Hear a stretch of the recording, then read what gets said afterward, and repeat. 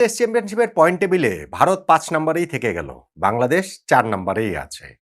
শ্রীলঙ্কার বিপক্ষে এই ম্যাচটা জয়ের মাধ্যমে ভারত আরও ১২ পয়েন্ট পেল। ১০ নম্বর ম্যাচে এটা তাদের ৫ নম্বর জয়। ৫-১২ ৬০ পয়েন্ট, সঙ্গে একটা ড্র, আরও ৪ পয়েন্ট, ৬৪ পয়েন্ট। ১২০ পয়েন্টের মধ্যে ৬৪ পয়েন্ট মানে ৫৩.৩৩% ভারতের এখন পয়েন্ট অ্যাচিভমেন্ট। বাংলাদেশের সেইখানে ৫ ম্যাচে আমরা ৩ জয় ১ ড্রতে ৬৬.৬৭% পয়েন্ট অ্যাচিভমেন্ট নিয়ে ওয়ার্ল্ড টেস্ট চ্যাম্পিয়নশিপের টেবিলটাতে ৪ নম্বরে রয়েছে। কিন্তু বাংলাদেশ এবং ভারতের একটা পার্থক্য রয়েছে। বাংলাদেশের জন্য এই ওয়ার্ল্ড টেস্ট চ্যাম্পিয়নশিপের ফাইনাল খেলাটা টার্গেট না। ফাইনাল যদি না খেলতে পারি আমরা, সেইটা ব্যর্থতাও না।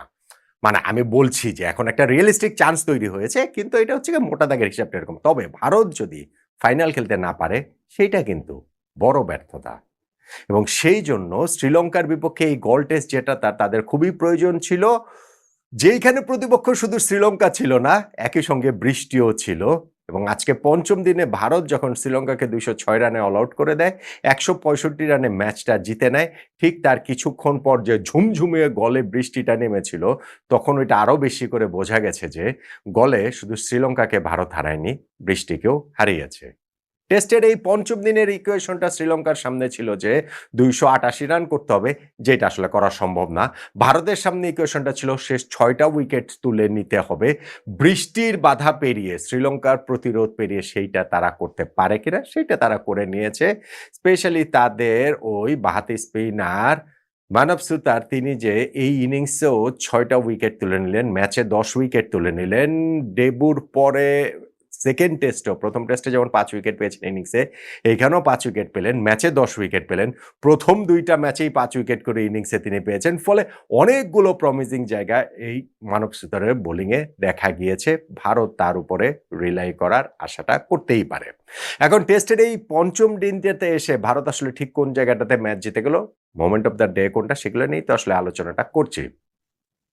দেখুন, আমি বলছিলাম যে শ্রীলঙ্কার আরও ২৮৮ রান জয়ের জন্য প্রয়োজন ছিল হাতে ৬ উইকেট নিয়ে। সেইটা রিয়েলিস্টিক্যালি আসলে পসিবল না।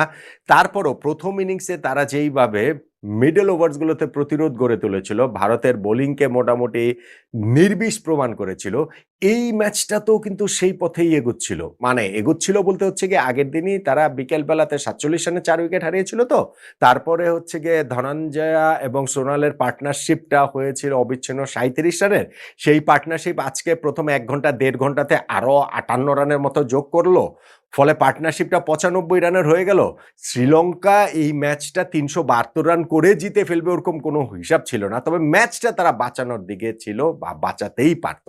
এবং সেই সময়ে হচ্ছে গিয়ে ধনঞ্জয় ডিসিলভার যে উইকেটটা তুলে নিলেন রবীন্দ্র জাদেজা, তাকে হচ্ছে গিয়ে ওইখানটাতে হচ্ছে গিয়ে শর্ট লেগে ক্যাচ দিয়েছেন। ওইটা খুব গুরুত্বপূর্ণ ব্রেক থ্রুটা ছিল। নিরসন ডিগোবেলা আসলেন এবং আসার পর কিছু কথা কাটাকাটিতে জড়ালেন, স্পেশালি যশস্বী জয়সওয়ালের সঙ্গে তারই কথা কাটাকাটির পরই তিনি প্রসিদ্ধ কৃষ্ণার বলে আউট হয়ে গেলেন।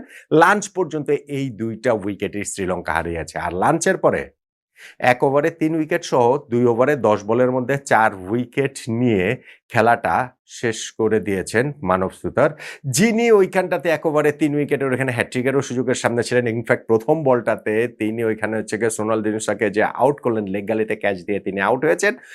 ম্যাচে তার দ্বিতীয় সেঞ্চুরিটা পেলেন না, ৮৪ রান করে আউট হয়েছেন। তার আগে ৫৯ রান করে আউট হয়েছিলেন ধনঞ্জয় ডিসিলভা, দুইজনই 50 করেছেন। তবে সোনাল দিনুসার থেকে দুর্দান্ত আরও একটা ইনিংস তার ব্যাট থেকে আসলে আসলো, দারুণ আর একটা প্রতিরোধী ইনিংস আসলো, যদিও সেইটা শ্রীলঙ্কার পরাজয় রোখার জন্য যথেষ্ট হয়নি।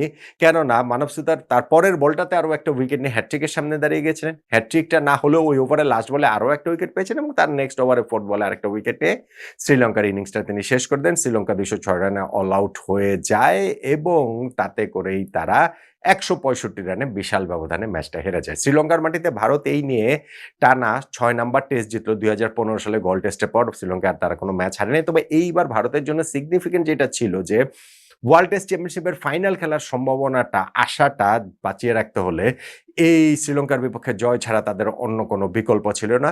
এবং সেইখানটাতে শ্রীলঙ্কা এবং ওয়েদার সবকিছুকে বিট করেই তারা এই জায়গাটাতে জিতেছে। তুলনামূলক তরুণ একটা দল, যেটা হচ্ছে গিয়ে একটা ট্রানজিশনাল পিরিয়ড পেরেছে, যেই জায়গাটাতে আপনি এখন বলতে পারেন যে মানব সুতারের যে পারফরমেন্সটা খুবই ইমপ্রেসিভ। আপনি এই ম্যাচে যে প্লেয়ার অফ দ্য ম্যাচ হয়েছেন দেবদূত পাডিক্কাল, তিনি কতদিন পরে কামব্যাক করলেন ২ ইনিংসেই। প্রথম ইনিংসে তো দুর্দান্ত একটা মানে বড় সেঞ্চুরি করেছেন, সেকেন্ড ইনিংসেও ভালো ব্যাটিং করেছেন, প্লেয়ার অফ দ্য ম্যাচ হয়েছেন। ফলে ভারতের অনেকগুলো জায়গায় এখানে পজিটিভ রয়েছে এবং তাতে তারা এই টেস্ট ম্যাচটা জয়ের মাধ্যমে তাদের ওই যে পয়েন্ট পার্সেন্টেজ অ্যাচিভমেন্টটা সেটা কত 48% ছিল বোধহয়, সেখান থেকে এখন 53.33%-এ নিয়ে গিয়েছে। আমি বাংলাদেশের সঙ্গে তুলনা করিনি, আমি বললাম কারণ যে বাংলাদেশের যেহেতু পয়েন্ট টেস্ট চ্যাম্পিয়নশিপে পয়েন্ট টেবিলে 4 নম্বরে রয়েছে, ভারত 5 নম্বরে রয়েছে, সেই হিসাবটাতেই আমি আসলে ওইখানটাতে বলছি। তাহলে ভারত যে এই যে পঞ্চম দিনে শ্রীলঙ্কাকে হারিয়ে দিল, সেইখানটাতে শ্রীলঙ্কার প্রতিরোধ ভেঙে বৃষ্টিকেও হারিয়ে ম্যাচটা ভারত জিতে নিল, তাতে আসলে মোমেন্ট অফ দ্য ডে কোনটা?